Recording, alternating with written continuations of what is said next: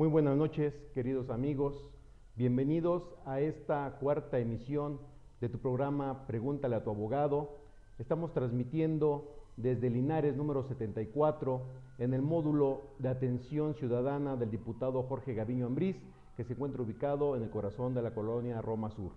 Esta noche trataremos el tema del derecho parlamentario en México. Quiero dar la bienvenida a nuestros invitados y a nuestro conductor, coconductor del programa, el licenciado Juan Mario Mondragón. Mario. Muy buenas noches, compañeros. Es un gusto estar de nuevo a cuenta con ustedes con un programa que es de interés general. Como ya lo comentó el licenciado Jorge Cervantes, vamos a tratar sobre el derecho parlamentario en México.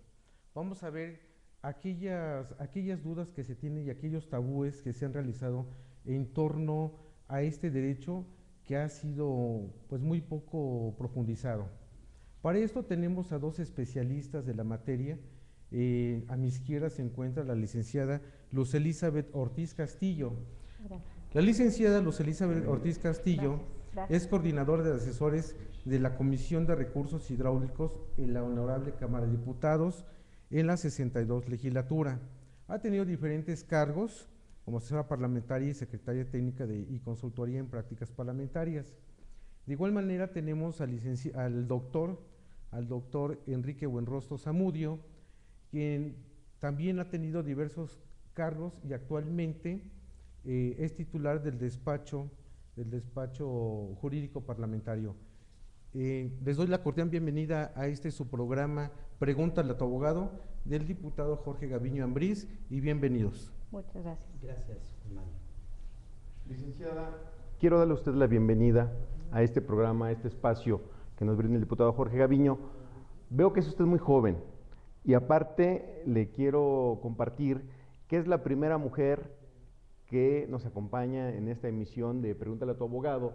Hemos traído doctores en Derecho, hemos traído algunos catedráticos de la facultad, hemos traído compañeros universitarios, pero todos han sido hombres. Ya nos había dicho todo el público que querían ver un rostro bonito, un rostro alegre, un rostro de mujer, porque decía que este programa era el Club de Toby, mas sin embargo la veo que estoy muy joven, abogada, para estar en estos temas parlamentarios, y qué bueno que esté con nosotros y que sea nuestra madrina por parte de las mujeres, la primera mujer que hoy nos visita. Doctor, bienvenido al programa. Este espacio es un espacio plural, abierto, siempre de cara a la ciudadanía. Los programas los venimos realizando conforme a lo que la gente nos pide y nos han pedido mucho el tema del derecho parlamentario en México. Es un tema que está muy en boca. Recuerde que ahorita inició lo de las famosas iniciativas preferentes, se viene una serie de reformas para que los ciudadanos puedan ingresar a algún tipo de iniciativa, pero eso lo vamos a tocar más adelante. Mario. Recordemos que la institución del Parlamento en México tiene sus orígenes en Europa, en Inglaterra, como un mero antecedente. Este derecho parlamentario se originó en el siglo XII, cuando estaba como rey Enrique II, en el cual se le denominó la Magnum Concilium. Más adelante, con la incorporación de los vasallos al Parlamento, se le denominó Concilium Conilium. Originalmente era un parlamento unicameral. Esto quiere decir que nada más estaba integrado por un cierto sector de la sociedad. Más adelante, el parlamento se convirtió en un parlamento bicameral, como actualmente lo conocemos, conformado por la Cámara de los Lores y la Cámara de los Lores. Comunes. De los Lores y de los Comunes. Pero ¿qué es lo que pasa en el Congreso mexicano, en el Parlamento mexicano? Bueno, si nosotros revisamos lo que dice la Constitución Política de los Estados Unidos Mexicanos y la legislación del Congreso de la Unión, vamos a observar que nuestro Parlamento se divide en dos cámaras, en la Cámara de Diputados y en la Cámara de Senadores. Formalmente y comúnmente se le domina la denominación de Parlamento desde el año de 1265 y podríamos definir que el derecho parlamentario es una rama del derecho constitucional. y que se refiere al estudio y regulación de la organización y la estructura del Congreso de la Unión. Para ese efecto nos va a comentar un poquito más el doctor Enrique Buenrostro de cómo está conformado el Congreso General o el Congreso de la Unión, que no hay una definición o una denominación establecida en nuestra Constitución de manera uniforme. Doctor, ¿qué nos puede referir al respecto en cómo está conformada el Parlamento mexicano? Muy bien, muchas gracias, Mario. Ante todo, también muchas gracias por la invitación, por el espacio. Bienvenido. Este tipo de espacios siempre es muy grato poder compartir ideas. Sí, como bien lo señalas, en México no hay una denominación uniforme para nuestro órgano legislativo federal. A veces la Constitución lo denomina Congreso de la Unión y a veces Congreso General. Congreso General. Sin embargo, digamos que esta es una cuestión, me parece a mí, de orden técnico menor, ¿no?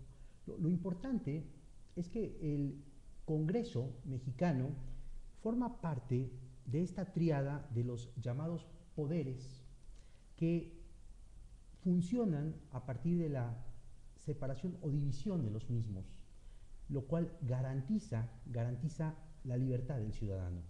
El Congreso de la Unión en México data de 1824, cuando se sanciona la primera Constitución mexicana. En ese momento, México nace a la vida independiente y el Congreso funciona como un contrapeso del Ejecutivo. Para 1836, con otra nueva Constitución, el país se vuelve centralista, cambia el sistema federal, ¿verdad? Y se establece un Senado muy extraño en México, porque va a estar representado por clases sociales. Es un Senado de clases, no representa a los estados como el Senado norteamericano, del cual tomamos el modelo en 1824. Para 1857, con la Constitución liberal de ese año, el Congreso se transforma en unicameral por primera vez en el país y se elimina la Cámara de Senadores, la cual va a ser restituida hacia 1874 en el gobierno de Lerdo para volver a establecer un sistema bicameral que es el que actualmente tenemos. Pero ¿por qué esa división? ¿Por qué la creación de dos cámaras, una de senadores y una de diputados? ¿Cuál es la diferencia de una y otra? Bien, ambas responden al modelo estadounidense del sistema presidencial, del cual nuestra Constitución del 24 toma el esquema. Una primer cámara, que es la Cámara de Diputados, tiene como principio la representación a partir de la población. Un determinado número de habitantes, ¿no?, dará lugar a un representante. En la discusión de la Constitución norteamericana de 1787, los estados grandes, que después que de ser colonias transitaron a ser estados independientes, a la hora de discutir su Carta Magna, estaban conformes con que ellos tuvieran más representantes porque había más población. Los estados pequeños no estuvieron de acuerdo porque se sentían desplazados, y es cuando se genera la propuesta de los representantes del estado de Virginia para que los estados pequeños tuvieran igual número de representantes que los estados grandes en una cámara que van a denominar Senado. Por lo tanto, estas dos cámaras van a equilibrar el poder entre los estados que conforman la Federación Norteamericana. Esta es la razón de que haya dos cámaras.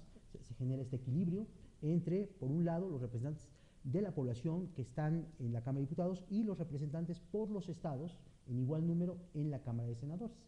Esa fue la razón, aunque ello se desvirtuó en México por los senadores de representación proporcional. Es un tema que, si gustan, después abordamos. Claro que sí.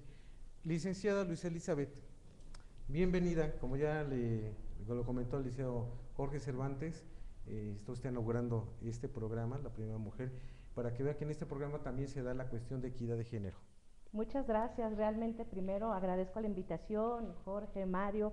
Realmente me siento, y al diputado, por Jorge supuesto, Gaviño, claro. Jorge Gaviño, por supuesto, el diputado. Estoy muy contenta y congratulo que sea la primera mujer que está inaugurando aquí su espacio, su programa. Realmente, ojalá pudiéramos tener espacios de participación con más mujeres. Es la lucha histórica que hemos tenido desde hace mucho tiempo. La representación de la mujer, incluso ahorita en la Cámara de Diputados, ha avanzado mucho más que en otras legislaturas. tenemos presidentas de comisiones también. Y bueno, principalmente estoy aquí a sus órdenes. Efectivamente, me llamó mucho la atención la pregunta del origen histórico de por qué se crea la Cámara de Diputados y la Cámara de Senadores. Aquí, como lo dijo el licenciado Enrique, acertadamente, pero nada más precisar un poquito, este tiene un antecedente más histórico. Los senadores se crearon para representar al rey, al monarca, y los diputados un poco más al pueblo.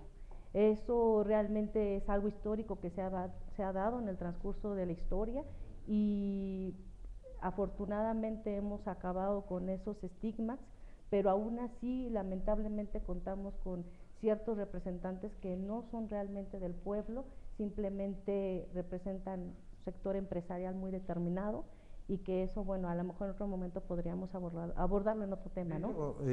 Se menciona que los diputados son los representantes del pueblo. Sí, claro. Y como representantes del pueblo, son ellos los que van a llevar a esas instancias, a lo que es la instancia del poder legislativo, todos aquellos reclamos que tiene la sociedad en cualquiera de sus niveles sociales, las demandas que reclaman, pues para que tengan esos principios de equidad, de justicia, que debe de darse.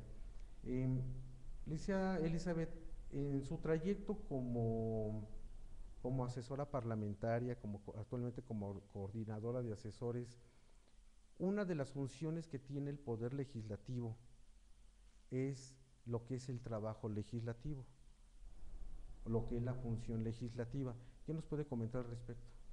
Que realmente yo, desde que hice mi servicio social, he estado involucrada en las actividades del Parlamento, legislativas. También he asesorado en el Congreso del Estado de México, en Toluca. Muy bien. Y me ha apasionado, me fascina, porque realmente en la cuestión jurídica, que es mi formación como abogada, egresada de la Facultad de Derecho de la Ciudad Universitaria de la UNAM, he notado desde un principio que carecíamos de un marco jurídico, teníamos muy disperso, incluso como diputados tenían ellos muy disperso su normatividad. Así es. Tenían una ley orgánica, tienen la Constitución, pero no tenían un reglamento. Yo siempre pugné, de hecho mi materia de tesis es crear un código de procedimientos legislativos para la Cámara de Diputados, no solo una compilación de normas, sino regular prácticas legislativas como el cabildeo, el lobbying, como realmente incluso la transparencia y rendición de cuentas, desde un diputado que tiene un deber ciudadano, pero también tiene obligación con los ciudadanos de entregar un informe en tiempo y forma de todas sus actividades legislativas, de qué es lo que ha hecho, pero también estar en contacto con la gente, porque ellos se deben a la gente, a sus ciudadanos, a sus representados. Entonces, lamentablemente no contamos con fortalecer realmente la cuestión informativa, la cuestión de la transparencia. Se ha hecho avances, se ha logrado algunas reformas importantes en la materia de transparencia y rendición de cuentas de los diputados, pero aún así necesitamos fortalecer ese aspecto, realmente que se dé el compromiso con los legisladores. Porque no lo ha habido. Tenemos unas preguntas que nos hacen llegar. Dice Jonathan de Cuauhtémoc: yo como ciudadano podría proponer una iniciativa de ley. Esa es una pregunta. Tenemos otra que nos dice Adriana de Benito Juárez: ¿se puede proponer cambios a una ley ya existente? Rocío de Miguel Hidalgo también nos pregunta: ¿quién propone una ley? Y Óscar de Álvaro Obregón nos dice: ¿dónde se publica una ley previamente aprobada? Son preguntas que surgen a las personas que nos siguen y queremos, pues aquí están ustedes precisamente y nosotros. Preguntas que van a responder después de un pequeño corte. Al volver. Perfecto.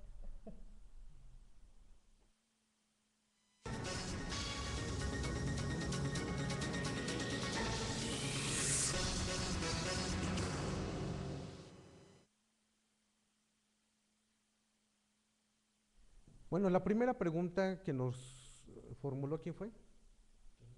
Jonathan. De la delegación Cuauhtémoc, dice: yo como ciudadano podría proponer una iniciativa de ley. Doctor, Claro que sí, muchas gracias Juan Mario, Jonathan, por la pertinencia de la pregunta.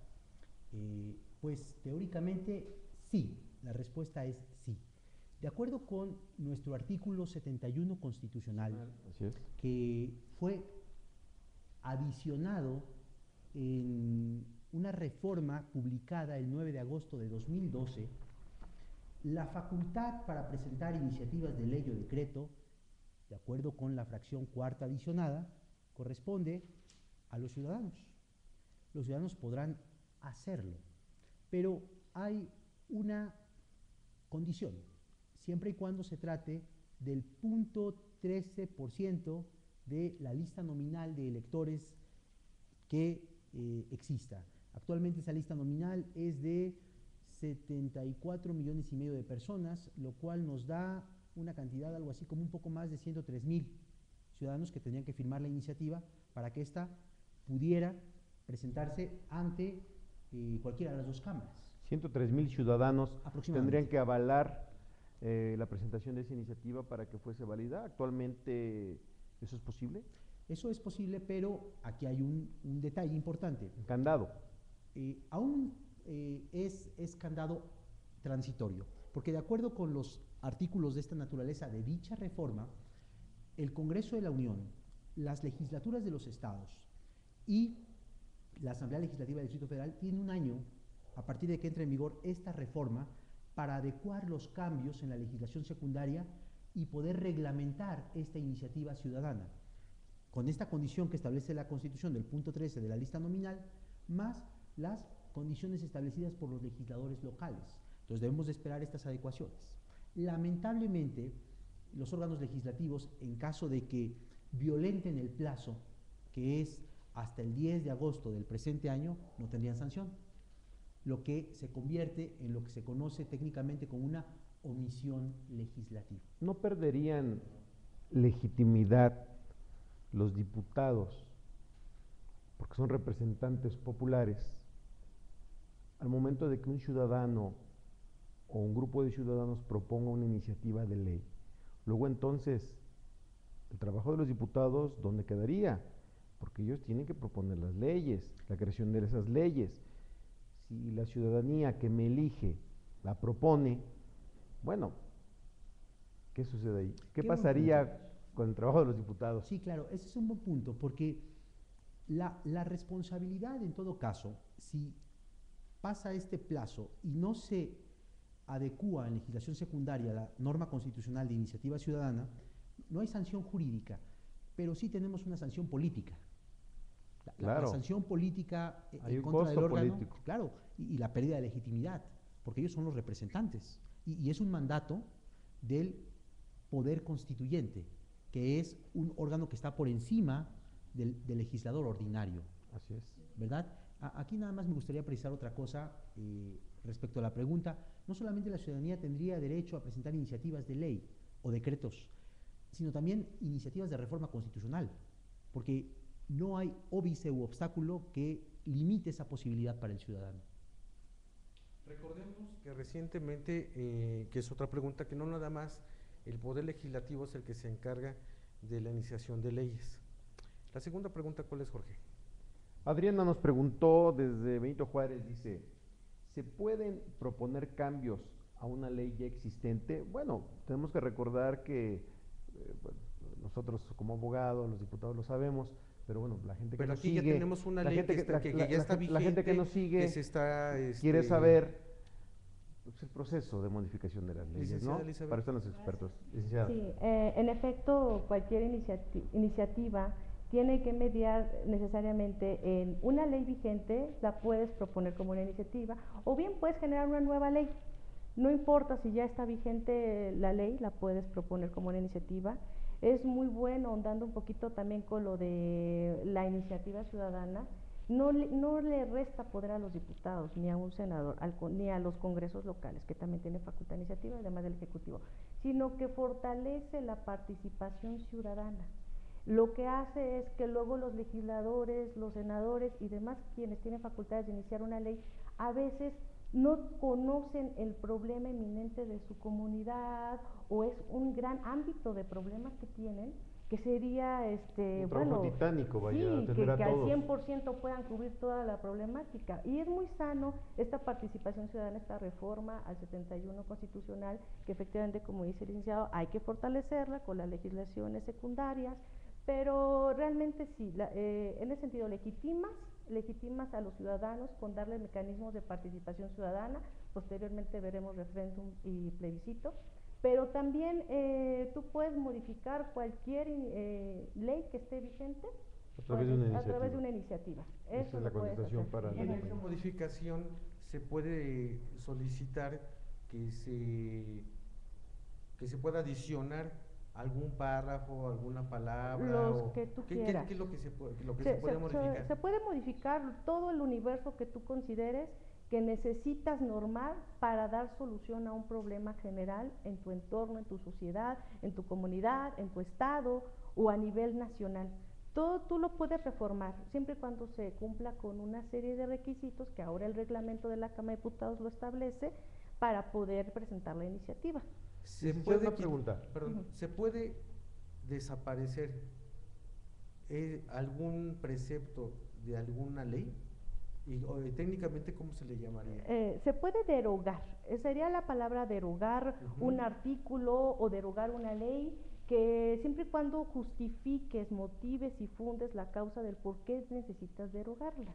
Si vulnera algún derecho de terceros o realmente adolece, esta ley ya no funciona porque han habido algunos cambios científicos, tecnológicos, humanos, sociales, que esa ley ya es atrasada, ya no está a la vanguardia. Los derechos humanos, ¿no? Si hay algún artículo, algún precepto legal o alguna ley que vulnere derechos humanos, inclusive se puede solicitar la abrogación de esa ley. Así es correcto, Mario.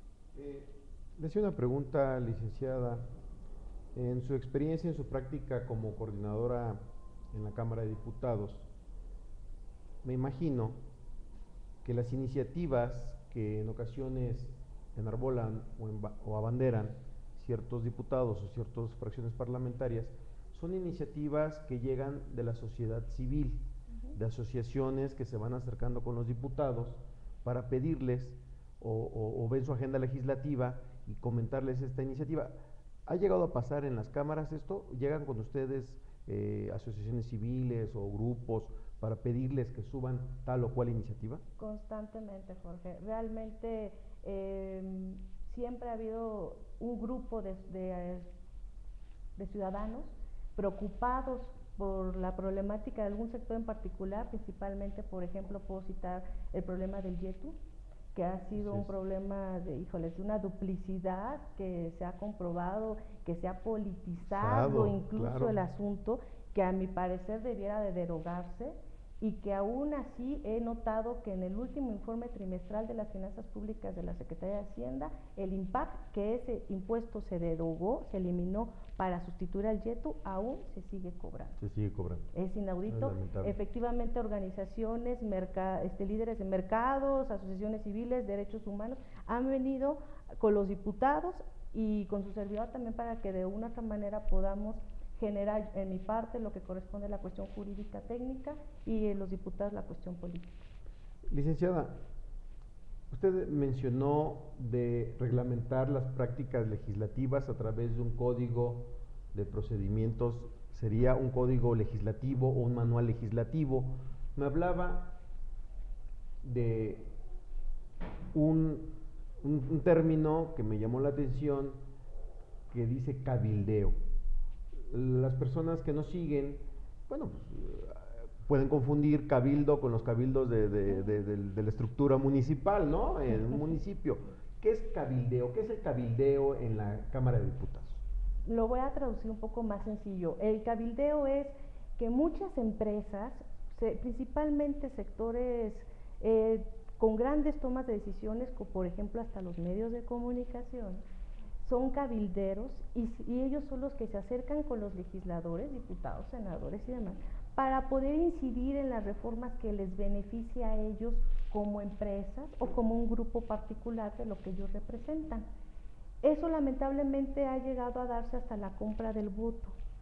Si existe, por ejemplo, una iniciativa o más bien un dictamen que pueda vulnerar el derecho de estos empresarios o de algunos medios, ellos hacen esa labor intensa de incidir en los diputados para decirles el por qué no deben de aprobarla. Y muchas veces, lamentablemente, por mi experiencia, debo decirlo, existe de por medio la compra del voto para ellos, para aceptarla o desecharla. ¿Existe la figura dentro de la Cámara del cabildero o cabildeador o cómo? ¿Les autorizan a ustedes como asesores cabildear cierta o cual iniciativa? Yo sí he visto que inclusive tienen su gafete que dice cabildero. Cabildero. La Cámara de Diputados emite un cierto número de gafetes para esos cabilderos. Personas físicas y también personas morales. Claro, por supuesto, las dos. Pero es una libre atribución que toman directamente el presidente de mesa directiva o la Junta de Coordinación Política. No hay un criterio a quién sí debe de entregarle esa credencial. ¿Hay una convocatoria? No hay convocatorias, no, hasta donde yo sé no la hay, no, en el reglamento no lo prevé, y ha habido iniciativas de diferentes diputados que buscan regular este tipo de prácticas. ¿Cómo ve usted, doctor? ¿Es legal la figura del cabildero? Bueno, esta figura ha tenido mucha fuerza en los Estados Unidos. Allá se conoce como lobbying. El lobbying. El lobbying se ha practicado desde tiempos inmemoriales. Finalmente es esa búsqueda de impulsar los propios proyectos, en este caso de carácter legislativo. Que lleguen a buen término, como bien decía la licenciada, para llegar a buen puerto. Acá se requiere mayor transparencia en la función, delimitar y acotar cuáles son las facultades, los derechos, obligaciones de estos particulares que pueden ser personas morales o personas físicas. La Cámara de Diputados, a diferencia del Senado, emite sí una convocatoria cada 3 años, cada legislatura, y convoca a personas interesadas en llevar a cabo esta función. Uno se presenta, le piden acta constitutiva si es persona moral, su identificación, y le dan el gafete sin más. Pero no hay más apertura para realizarlo. Ahora, a mí me parece que esta actividad sí tendría que ventilarse de puertas abiertas de cara a la ciudadanía, dentro de una política, como bien señalaba, transparencia, en aras de una transparencia. De transparencia, de rendición de cuentas, que venga a fortalecer a los congresos. Tenemos desde el año 2001-2002 una reforma muy importante a la Constitución en materia de transparencia y acceso a la información pública, en donde lamentablemente nuestros órganos legislativos no han dado el ejemplo. Aún falta abrir las puertas, ver en cuánto se gasta. No solamente el informe anual del diputado, sino una información permanente que llegue a la ciudadanía, que les dé mayor legitimidad en su quehacer. Me parece que esa es una medida para fortalecer al legislativo, junto con otras que le faltaron a la reforma política que platicábamos hace un momento. Si gustan un poco más adelante podemos platicar. Claro que sí. Vamos a un corte y al regreso nos quedó una pregunta en el tintero. Una ya se contestó por sí misma, pero al regreso vamos a una pregunta que nos hacen y espero que ahorita nos brinden sus conocimientos.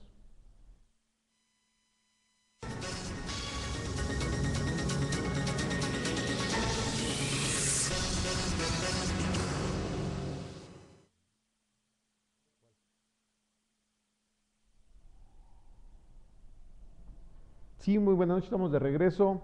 Quiero comentarles que seguimos transmitiendo desde la calle de Linares número 74 en el módulo de atención ciudadana del diputado Jorge Gaviño Ambriz, quien es diputado a la Asamblea Legislativa en esta 6ª legislatura y quien nos brinda este espacio para la realización del programa Pregúntale a tu abogado. El día de hoy el tema es el derecho parlamentario y queremos hacerle la pregunta a nuestros invitados de esta muchacha que se llama Rocío, que nos dice, ¿dónde se publica una ley previamente aprobada? Cuando una ley ya es aprobada en la Cámara, bueno, obviamente se manda a la Cámara de Senadores, bueno, en el caso si es una reforma constitucional, ¿dónde se publica? Sí, es la pregunta. Realmente a nivel federal, la Cámara de Diputados y la Cámara de Senadores tiene un documento que le llaman Gaceta Parlamentaria. Ahí se publican las iniciativas y las minutas, todo lo que se turna. Pero cuando ya se aprueba una iniciativa, ya es iniciativa, dictamen, y se manda al Ejecutivo para su promulgación, se publica en el Diario Oficial de la Federación. Eso está normado en el artículo 72 de la Constitución Política de Estados Unidos Mexicanos. Y si se busca en el Congreso local, los congresos locales tienen también su gaceta oficial y también publican sus iniciativas que ya meramente merman como una ley vigente, digamos. No son en las gacetas donde se publica la ley, antes de que Antes. sean texto vigente o texto legal, se publican primeramente en la gaceta. Exactamente. Porque recordemos Pues que no se confunda, porque también existen las gacetas oficiales, que eso es... Esos son órganos de información del gobierno, del Ejecutivo. Congresos locales. De los congresos locales. Doctor, ¿quiénes pueden proponer proyectos de iniciativa de ley de acuerdo con nuestra Constitución Política de los Estados Unidos Mexicanos? Bien, pues vamos a regresar al artículo 71 que establece esta facultad. El contenido de dicho artículo data de 1857 y el primer párrafo tiene una deficiencia técnica porque establece: tendrán derecho de iniciativa de ley o decreto, y vienen órganos gubernamentales, que son el Poder Ejecutivo, el Congreso de la Unión, actuando los diputados o senadores en lo individual, y las legislaturas de los estados. El artículo 122 también agrega a la Asamblea Legislativa del Distrito Federal en tratándose de leyes locales.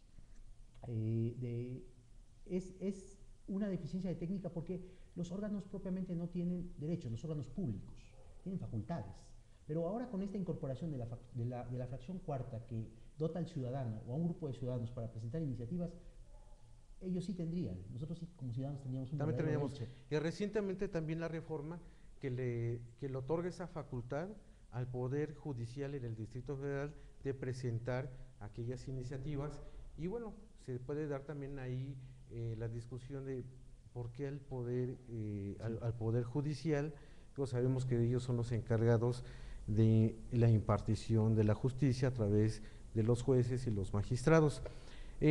Para realizar una iniciativa de ley se requiere de una metodología, de una metodología jurídica, de una metodología parlamentaria, y a esa metodología le vamos a llamar procedimiento legislativo, que se da a través de una técnica legislativa. Elizabeth, ¿qué nos podrías comentar al respecto? ¿Qué es lo que abarca de manera general, lo que podría abarcar lo que es este tema? Gracias, Mario. La iniciativa se acaba de normar cómo debe de estar establecida una iniciativa en el reglamento de la Cámara de Diputados.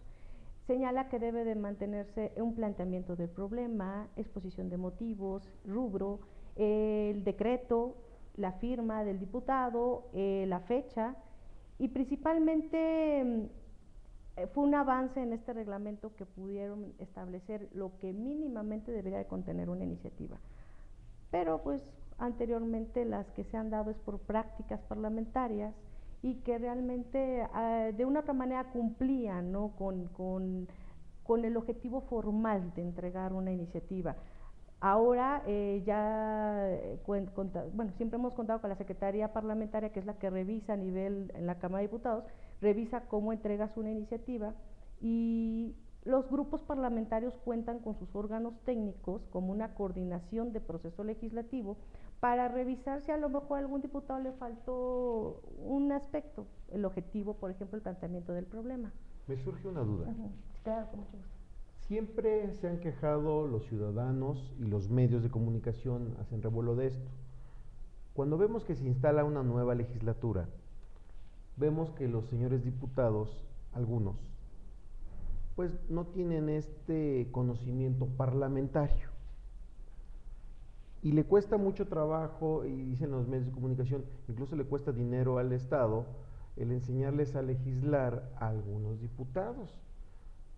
¿Considerarían ustedes que sería conveniente formar un instituto de capacitación parlamentaria para que los señores diputados puedan, antes de protestar su cargo, bueno, pues tener los lineamientos, elementos de cómo proceder en sus fracciones y en sus iniciativas? Bueno, antes de que nos responda a esta pregunta, recordemos que los diputados no todos no tienen una preparación jurídica, no son abogados, precisamente porque son ingenieros, son arquitectos, vienen de otro tipo son representantes del pueblo, entonces ellos no tienen un conocimiento jurídico parlamentario de lo que se va a hacer en su trabajo ya en la Cámara de Diputados, y por eso se tienen a los asesores, como es el caso de Elizabeth, que se encarga de asesorar.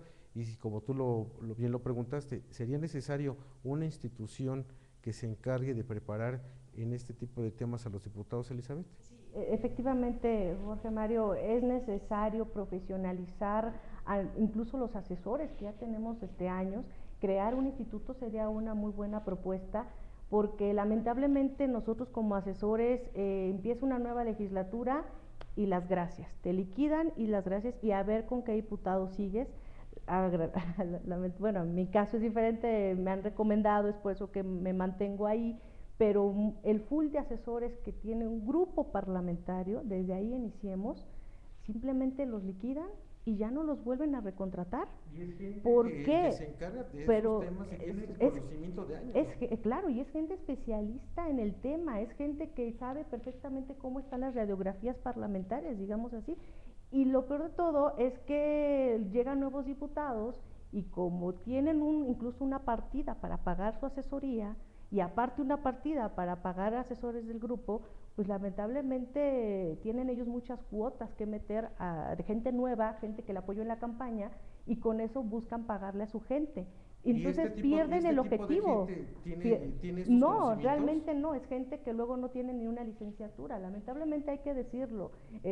Nuestro Congreso Federal debe de buscar la especialización en nuestros asesores, apoyarse, pero de buscar de manera permanente, porque realmente cambio de legislatura, meter que a los que nos apoyaron en las campañas o al compadre, al amigo, realmente eso no funciona. Por eso las iniciativas carecen de técnica legislativa, técnica jurídica y bueno, otras cosas más que Doctor, luego los comentamos. Estaría muy encantado, me imagino, de que si se forma ese instituto, pues impartir clases en base a sus vastos conocimientos. Diputados y senadores. En derecho parlamentario. Desgraciadamente se nos ha terminado el tiempo. Quiero agradecer a la licenciada Luis Elizabeth Ortiz Castillo y al doctor Enrique Buenrostro Zamudio su presencia en este programa. Espero que no sea la última vez que nos acompañen. Sí, me gustaría comentar algo rapidísimo. Jorge, Adelante. por favor, gracias. Yo iría más allá. No solamente un instituto especializado para formar cuadros, sino un servicio profesional de carrera para los asesores, parlamentario, que les diera estabilidad en el empleo, que les diera permanencia, que diera certezas. Y no solo ello, sino también la reelección legislativa que permita la profesionalización de nuestros legisladores, de tal manera que estos empiecen a responder más al electorado que al partido. Creo que sería una sana distancia, ganarían independencia, podríamos generar mejores leyes y nos permitiría tener un Congreso más profesional.